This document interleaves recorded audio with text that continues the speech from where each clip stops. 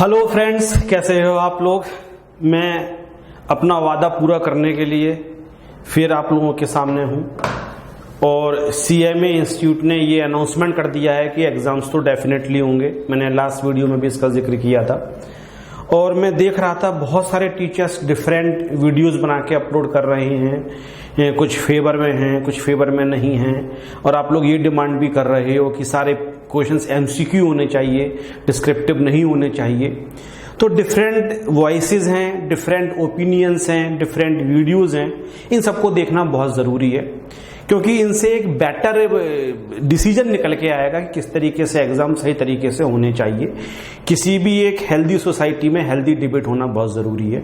तो आप इन सब चीज़ों पे निगाह रखो कि और लोग क्या कह रहे हैं और खुद भी सोचो कि आप क्या चाहते हो। इंटरेक्शन करो फ्रेंड्स के साथ। इंस्टीट्यूट्स अगर फीडबैक मांगता है तो उनको फीडबैक भी प्रोवाइड करो।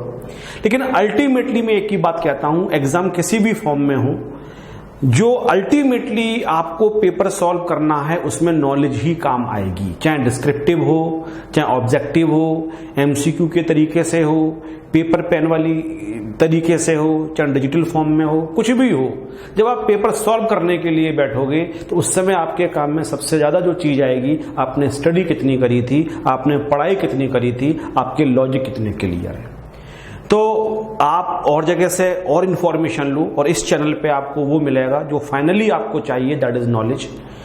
और MCQ के ज्यादा चांसेस हैं, जैसा कि मैंने स्टार्टिंग में ही इस बात का अनुमान लगा लिया था कि अगर ऑनलाइन एग्जाम्स होते हैं तो MCQ ही फाइनली डिसाइड होना चाहिए। तो मैं आज आपको डिडक्शंस 80C to 80U पे बेस 37 MCQ करके दिखाऊंगा और ये बहुत शानदार MCQ हैं और मैंने ऑलरेडी जो आंसर है उसको हाईलाइट कर दिया है। हम डिस्कस करेंगे कि ये सही आंसर क्यों है। ये PDF मेरी वेबसाइट www.directtextlectures.com उस पर अपलोड होगी, वहां से आप इसका प्रिंट आउट भी निकाल सकते हो डाउनलोड करने के बाद। तो पहला क्वेश्चन है, deduction under section 80C can be claimed for fixed deposit made in any scheduled bank if the minimum period of deposit is. Minimum period 5 years और मोर लिखा हुआ है एक्ट में। एटलीस्ट 5 इयर्स का अगर आप FD लेते हो किसी भी शेड्यूल बैंक में तो उस फिक्स डिपॉजिट्स या टर्म डिपॉजिट्स के रेस्पेक्ट में आपको 80C का रिडक्शन मिलता है, इसलिए A is the correct answer. Reduction under section C is allowed to, किस किस एसएससी के लिए अलाउड है, इंडिविजुअल या HUF या फर्म। तो हमें पता है 80C का बेनिफिट 2 एसएससी के लिए मिलता है, इंडिविजुअल के लिए और HUF के लिए। देखते हैं हम लोग, yes B is the correct answer. The maximum amount reduction under section 80C is, 80C के अंदर जितने भी डिडक्शंस हैं उनका जो मैक्सिमम डिडक्शन आपको कलेक्टिवली मिल सकता है दैट इज 1,50,000। तो 1,50,000 रुपए सही आंसर है। हम देखते हैं, yes B is the correct answer. Mr. Khetan has taken a life insurance policy on his own life on 1st April 2019. The capital sum assured is 1 lakh. He has paid insurance premium of rupees 30,000 during the previous year. He is eligible for deduction under section 80C amounting. 80C की जो total deduction है that is eligible for 1,50,000, लेकिन उसके अंदर भी सब limits लगी हुई हैं। जैसे लाइफ इंश्योरेंस प्रीमियम अगर आपने पे किया हुआ है तो जो डिडक्शन मिलती है वो होती है 10% ऑफ सम एश्योर्ड और premium paid which ever is lower. तो सम एश्योर्ड दे रखा है 1 लाख रुपीज का, 10% हो गया 10,000। तो 10% ऑफ 1 लाख 10,000 और premium paid 30,000 which ever is lower is 10,000। This is the correct answer. हम देखते हैं B सही आंसर है। Mister Anil Vishwas has taken a life insurance policy on life of his minor son suffering from severe disability on 1st April 2019. The capital sum assured is rupees 1 lakh. He has paid insurance premium of 30,000 during the previous year. He is eligible for deduction under section 80C. अगर कोई family member severely disabled है और उसके लिए अगर premium पे किया गया है तो 15% ऑफ सम एश्योर्ड हो जाता है। तो यहां कर देंगे 15% ऑफ 1 लाख, ये हो जाएगा 15,000 और 30,000 प्रीमियम पे किया गया है, विच एवरेज लोअर। ऊपर 10% किया था क्योंकि वहां पे कुछ भी मेंशन नहीं था कि जिसके लिए पॉलिसी ली गई है he severely disabled or not, but in this question specifically mention that his minor son is suffering from severe disability. तो जो मैक्सिमम लिमिट लगेगी वो लगेगी 15% ऑफ सम एश्योर्ड या कैपिटल एश्योर्ड, तो वो हो जाएगा 15,000। तो इसका मतलब C is the right answer. Mr. Dureja has taken a life insurance policy on the life of spouse on 1st April 2011. The capital sum assured is 1 lakh. During the previous year, he has paid insurance premium of rupees 30,000. Is eligible for deduction under section 80C amounting. अगर policy 1 अप्रैल 2012 से पहले ली गई होती थी तो 10% की जगह होता था 20%। जो 10% था वो आया था 1 अप्रैल 2012 से। ये पॉलिसी वाज टेकन बिफोर 1 अप्रैल 2012, तो हम यहां करेंगे 20% ऑफ 1 लाख। तो 1 लाख का 1 लाख करेंगे तो आएगा 20,000 और premium paid that is 30,000 which average lower, और लोअर हो गया 20,000। This is the correct answer, D सही आंसर है, इस पर टिक कर दिया। Under section 80C of the life insurance premium paid, under section 80C the life insurance premium paid by a person to effect or to keep in force a life insurance policy on the life of following person shall not qualify for deduction। तो पहले हम देख लेते हैं answer की, देखने की बजाय ऑप्शंस कौन कौन से हैं कि 80C का बेनिफिट किस किस के लिए मिलता है।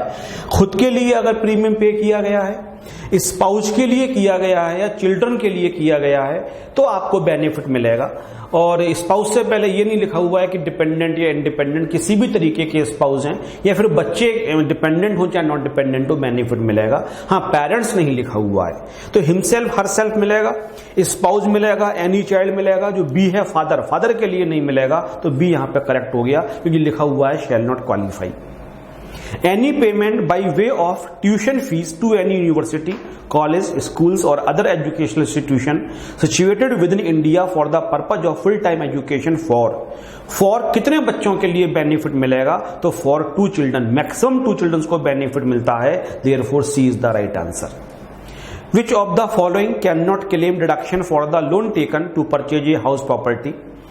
जो डिडक्शन मिलती है अगर आप हाउस लोन लेते हो, उस पर जो इंटरेस्ट पे करते हो, तो किसको बेनिफिट नहीं मिलेगा? Karta in respect of property purchase by HUF मिलेगा, individual in respect of property purchase by him मिलेगा, spouse of an individual in respect of property purchase jointly by individual and his or her spouse, इसके लिए भी definitely मिलेगा। Partner in respect of property purchase by firm, firm के respect में property purchase की गई है लेकिन पार्टनर ने परचेज करी है तो फर्म को बेनिफिट मिलता ही नहीं है, इसलिए सी के केस में बेनिफिट अलाउ नहीं किया जाएगा। C is the correct answer. Under whose name can the amount be deposited under Sukanya Samriddhi account scheme to claim deduction under section 80C। तो अगर किसी भी डॉटर के रेस्पेक्ट में जो असेसी की डॉटर होनी चाहिए, और इसके बाद लिखा हुआ था कि अगर वो किसी का लीगल गार्जियन है किसी बेटी का तो उसको बेनिफिट मिल जाएगा, और अपने नाम से भी ले रखी है तो बेनिफिट मिल जाएगा। अल्टीमेटली बेनिफिट तो डॉटर का ही होना चाहिए। तो 80C में सुकन्या समृद्धि अकाउंट है, उसमें साफ साफ लिखा हुआ है पॉलिसी अपने नाम से लो या अपनी बेटी के नाम से लो या उस डॉटर के, उस गर्ल के नाम से लो जिसके आप लीगल गार्जियन है तो आपको बेनिफिट मिलेगा। तो किसके नाम में पॉलिसी ली गई हो तो बेनिफिट मिलेगा? इंडिविजुअल हिमसेल्फ और हरसेल्फ, ये मिलेगा। Any girl child of the individual, बिल्कुल मिलेगा। एनी गर्ल चाइल्ड फॉर हुम such individual is a legal guardian, ये भी सही है। तो तीनों सही हैं, तो any of above is the correct answer. D को हमने सेलेक्ट कर दिया। आप एग्जाम में आए तो डी पे आप टिक करके आना, आपको पूरे मार्क्स मिलेंगे।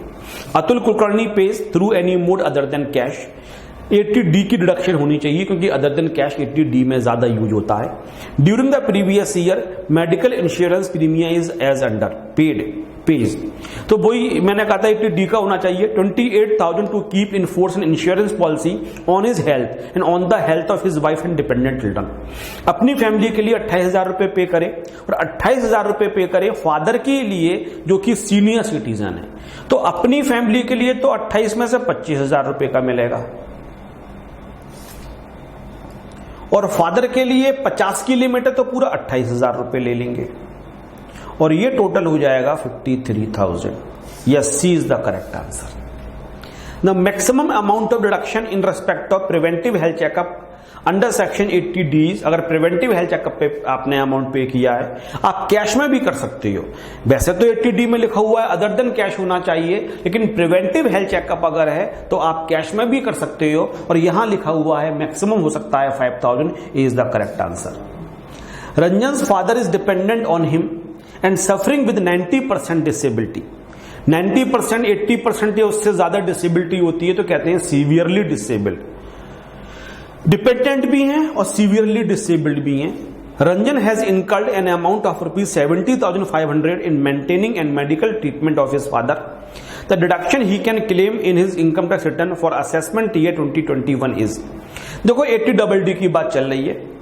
80DD में लिखा हुआ है कि अगर कोई फैमिली मेंबर्स जो आपके ऊपर डिपेंडेंट है और डिसेबल्ड है तो 75,000 तक का रिडक्शन मिलता है, जो खर्चे पर डिपेंड नहीं करता है। तो पहली बात 70,500 से मतलब नहीं है, खर्चा करना पड़ेगा।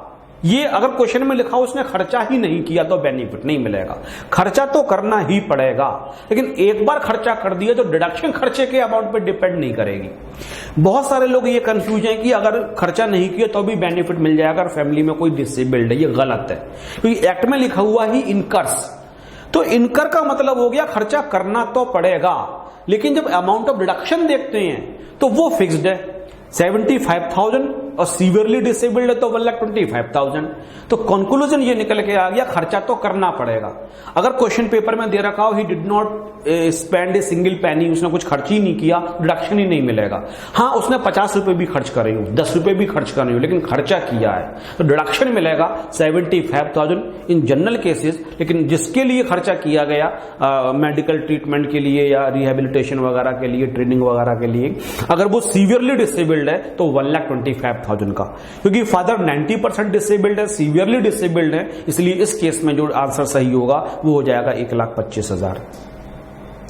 Rana Chauhan paid 25,000 to LIC of India for the maintenance of his disabled son and incurred 15,000 for the treatment of his handicapped wife who is working in State Bank of India. The deduction allowable to him under section 80DD is, देखो उसने खर्चा किया है disabled son के लिए 25,000 रुपए और 15,000 रुपए उसने खर्चा किया है जो वाइफ उसकी हैंडीकैप थी, working in the state bank of India. इसका मतलब wife is not dependent on him. Deduction तभी मिलता है जब वो फैमिली मेंबर जो डिसेबल्ड है वो आपके ऊपर डिपेंडेंट होता है, wife is not dependent. Disabled son के बारे में लिखा नहीं है इस क्वेश्चन में कि डिसेबल्ड है या नहीं, ये मैंने किसी पेपर से लिया है क्वेश्चन जो ऑलरेडी एग्जाम हो चुका है, वहां से मैंने लिया है। तो हम ये मान लेते हैं कि ये डिपेंडेंट होगा, ये हम एजम्पशन ले लेते हैं, तभी क्वेश्चन का आंसर सही निकल के आएगा। और अगर बेटा डिपेंडेंट है तो और खर्चा किया गया है, तो मैंने अभी भी बताया था खर्चा नहीं देखना है, और सिविली डिसेबल्ड कहीं नहीं लिखा हुआ है तो बेनिफिट मिल जाएगा 75,000 रुपीज का। The deduction in respect of contribution to certain pension funds under section 80CC is allowable to 80CCC के अंदर जो आप CCC के अंदर जो आप एन्युटी प्लान में प्रीमियम पे करते हो उसका डिडक्शन आपके लिए मिलता है, और ये बेनिफिट केवल और केवल इंडिविजुअल के लिए मिलता है, इसलिए individual is the correct answer. Eligible assessee under section 80CCD means 80CCD का जो बेनिफिट मिलता है वो किसके लिए मिलता है? तो जब स्टार्ट हुई थी ये डिडक्शन तब तो लिखा हुआ था केवल सेंट्रल गवर्नमेंट के एम्प्लॉय के लिए मिलेगा। उसके बाद कुछ दिनों के बाद कह दिया गया सेंट्रल गवर्नमेंट के अलावा कोई और एम्प्लॉय है उनके लिए भी मिलेगा, और उसके बाद कर दिया गया कि अगर कोई सेल्फ एम्प्लॉयड है उसके लिए भी मिलेगा इंडिविजुअल के लिए ही। बट इंडिविजुअल चाहे एम्प्लॉय है चाहे सेल्फ एम्प्लॉयड है, फिर एम्प्लॉय वो गवर्नमेंट का है या अदर देन गवर्नमेंट है, हर केस में बेनिफिट मिलेगा। अब आंसर देखते हैं। An individual employed by central government on after 1 अप्रैल 2004, इस डेट रिडक्शन का इंट्रोड्यूस किया गया था, इसलिए डेट लिखी हुई है। हाँ, सेंट्रल गवर्नमेंट के एम्प्लॉय को मिलता है। Individual other than employed by any other employer, मैंने कहा सेंट्रल गवर्नमेंट के अलावा कोई भी इंक्लूड कर लिया गया है तो बी को भी मिलेगा। Any individual assessee other than A or B होना चाहिए बेटा। हाँ, ए और बी के अलावा कोई होगा, मैंने अभी का सेल्फ एम्प्लॉयड के लिए मिलेगा। हाँ, मिलेगा। इसका मतलब हो गया ऑल ऑफ द अबव, जितने भी ऊपर लिखे हुए हैं तीनों को बेनिफिट मिलेगा। D is the correct answer. The maximum amount of deduction under section 80CCC is 80CCC। देखो 3 डिडक्शंस होती हैं 80C, यहां भी लिमिट मैक्सिमम 1,50,000 होती है। 80CCC यहां भी लिमिट 1,50,000 होती है। 80CCD सबसेक्शन 1 यहां भी लिमिट 1,50,000 होती है। और इन तीनों की CCE में दे रखा है जो कंबाइंड मैक्सिमम लिमिट होगी वो भी 1,50,000 होगी। इंडिविजुअल भी 1,50,000 सबसेक्शन 1 है CCD1 का, 2 में नहीं, वो एम्प्लॉय कंट्रीब्यूशन हो जाता है। और इनका कंबाइंड भी 1,50,000 होगी। हमसे केवल पूछा गया है 80CCC की इंडिविजुअल कितनी होगी, तो वो लिखा हुआ है 1.5 लाख रुपए। इसका मतलब B is the correct answer. 18 देखते हैं, the employers contribution eligible for deduction under section 80CCD shall not exceed. Employers contribution, देखो एम्प्लॉय कॉन्ट्रीब्यूशन जो एक्सीड नहीं करता है वो 10% of basic salary plus DA से ज्यादा नहीं होना चाहिए। हालांकि मैं आपको एक बात बताता हूं, अमेंडमेंट किया गया है, इसको एक केस में 14% भी कर दिया गया है, लेकिन क्योंकि 14% वाला ऑप्शन नहीं है इसलिए हम 10% ही करेंगे अगर वो गवर्नमेंट एम्प्लॉय है। देखो अगर मेरे पास नोट्स है तो मैं आपको दिखाता भी हूं, देखिए आप लोग, आपके मतलब की चीज है और आपको देखनी चाहिए वो चीज। डिडक्शंस 146 पेज नंबर पे गिवन है।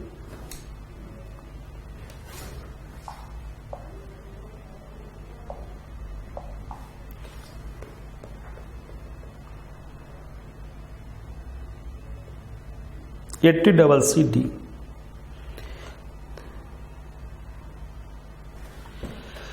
यहां साफ साफ लिखा हुआ है अगर सेंट्रल गवर्नमेंट का एम्प्लॉई है तो मैक्सिमम लिमिट हो जाएगी 14% ऑफ सैलरी। और देखो मैंने 14 को हाईलाइट किया हुआ है। और इन जनरल अगर सेंट्रल गवर्नमेंट के अलावा है तो फिर हो जाएगी 10% ऑफ सैलरी। अब यहां जो क्वेश्चन डिजाइन किया गया है, जहां से भी मैंने क्वेश्चन लिया हुआ है, इन्होंने ये मेंशन नहीं किया है कि वो सेंट्रल गवर्नमेंट का एम्प्लॉयर है। 14% वाला ऑप्शन इसके अंदर है भी नहीं, इसलिए हम 10% वाले पे टिक कर देते हैं। 10% of basic salary plus DA, ये मैक्सिमम लिमिट होती है, ज्यादा का रिडक्शन नहीं दिया जाएगा। 19 पे आते हैं, the additional amount of deduction available in respect of contribution to NPS of central government under section 80CCD1B।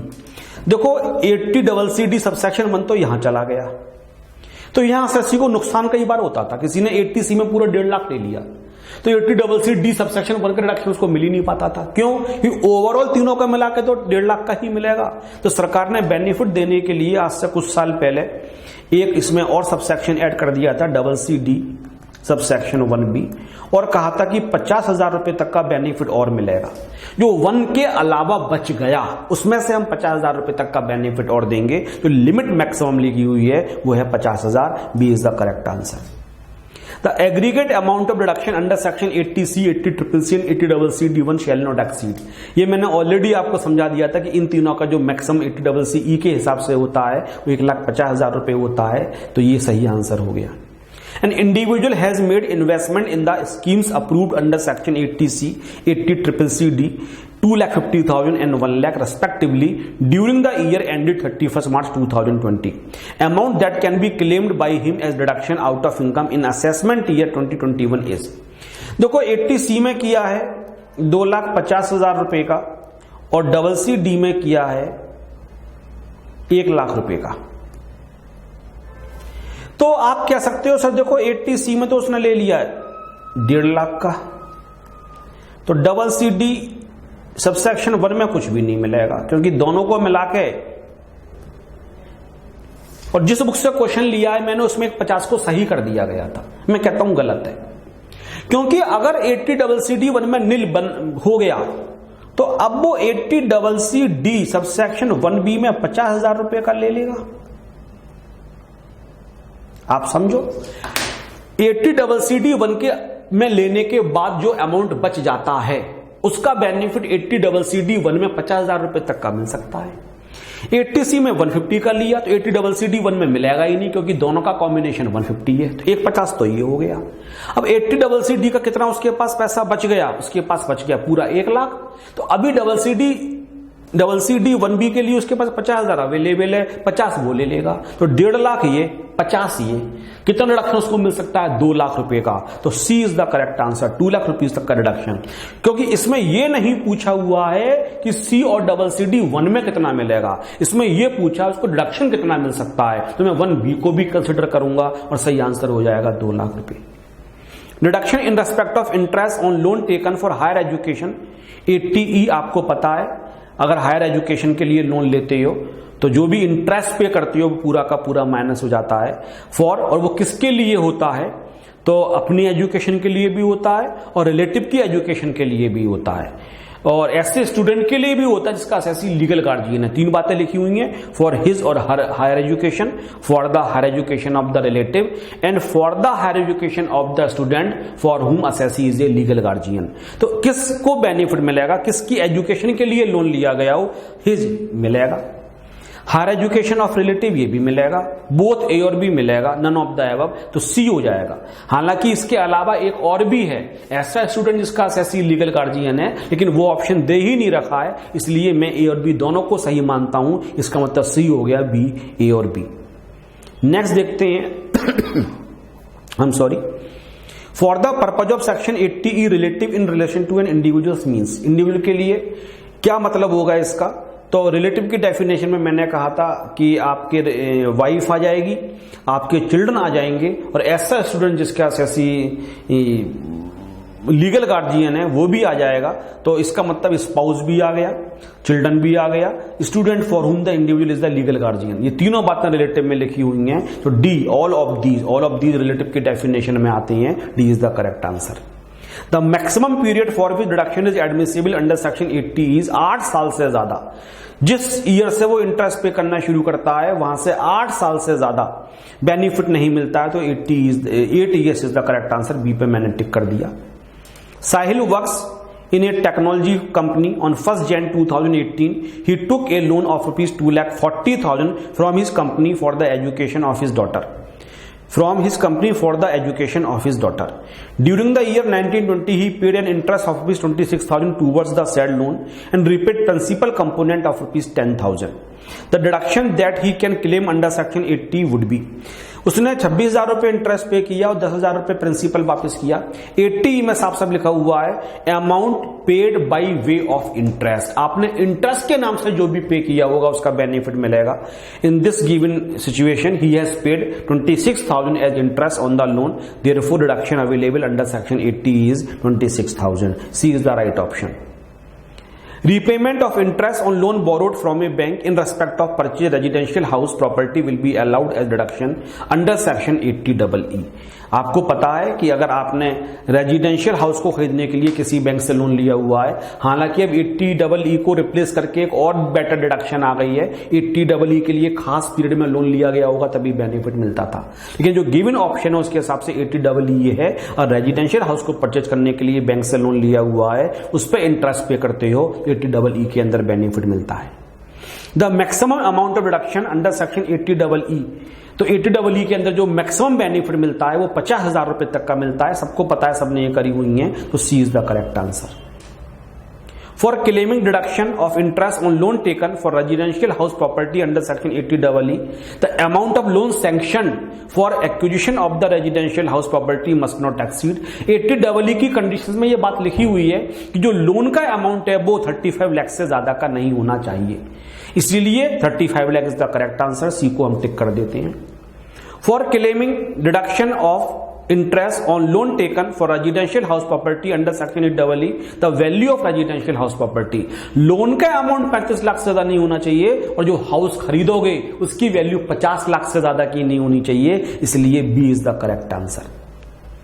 Deduction in respect of donations to national defence fund is allowed under section 80G के अंदर बहुत सारे fund दे रखे हैं, prime minister's national relief fund भी दे रखा है, नेशनल चिल्ड्रन फंड भी दे रखा है, राजीव गांधी फाउंडेशन भी दे रखा है, चैरिटेबल ट्रस्ट भी दे रखे हैं, फैमिली प्लानिंग भी दे रखा है, इसी तरीके से नेशनल डिफेंस फंड भी लिखा हुआ है। तो नेशनल डिफेंस फंड में जो कॉन्ट्रीब्यूट करते हो उसका डिडक्शन 80G के अंदर मिलता है, ये is the correct answer. Mr. Shyammohan, whose adjusted GTI is 1,90,000, pays by amount pay check 20,000 as donation to the National Children Fund. The amount of deduction available to him is, आज से 5-6 साल पहले national children fund में जो भी donation जाता था वो 50% क्वालिफाई करता था, लेकिन फिर एक्ट में अमेंडमेंट किया गया, उसको 100% वाली कैटेगरी में डाल दिया गया है, जो भी कंट्रीब्यूट करोगे तो 100% माइनस हो जाएगा, तो ए इज द करेक्ट आंसर। उसने 20 कंट्रीब्यूट किया और 20 पूरा का पूरा माइनस कर दिया जाएगा। An Indian resident patentee is entitled to deduction under section 80 RRB to the extent of 3 lakh rupees तक का डिडक्शन मिलता है, सबको पता है। और इनकम और 3 लाख विच एवरेज लोअर, तो 100% ऑफ सच इनकम और 3 लाख विच एवरेज लोअर, ये सही आंसर होगा, सबको पता है। QQB में भी यही लिखा हुआ है, जब बुक्स पर रॉयल्टी मिलती है, पेटेंट पर रॉयल्टी मिलती है, तब भी सेम। तो 3 लाख और रॉयल्टी रिसीव्ड, रॉयल्टी रिसीव्ड का मतलब हो गया 100% ऑफ सच इनकम, इन दोनों में जो भी लोअर होगा। Deduction available to an individual in respect of interest on saving bank account is, saving bank account पर जो भी इंटरेस्ट मिलता है उसका डिडक्शन होता है अप टू 10,000, या इंटरेस्ट इनकम रिसीव्ड और 10,000 विच एवरेज लोअर, इसलिए सी सही आंसर है, सच इंटरेस्ट इनकम और 10,000 which average lower. Gross total income means the total income computed in accordance with the provisions of the income tax act before making. तो आप पांचों heads को जोड़ लेते हो, डिडक्शंस माइनस करते हो, फिर टोटल इनकम आती है। तो जीटीआई टोटल इनकम में से क्या माइनस नहीं करें before making, 80C to 80U। Total income GTI ये होती है बेटा, ग्रॉस टोटल इनकम, इसमें से minus deductions 80C to 80U, और इसको कहते हैं टोटल इनकम। तो अगर कोई टोटल इनकम के रेस्पेक्ट में पूछता है जीटीआई क्या होती है, तो आप बोलोगे total income before allowing deduction 80C to 80U। तो 80C to 80U, जिसका दूसरा नाम चैप्टर 6A भी होता है, इनका डिडक्शन देने से पहले जो टोटल इनकम होती है, उस टोटल इनकम को जीटीआई या ग्रॉस टोटल इनकम कहा जाता है। Deduction is allowed from income of long term capital gains, short term capital gain refer to under section 111A, short term capital gain except under section 111A, winnings from lotteries.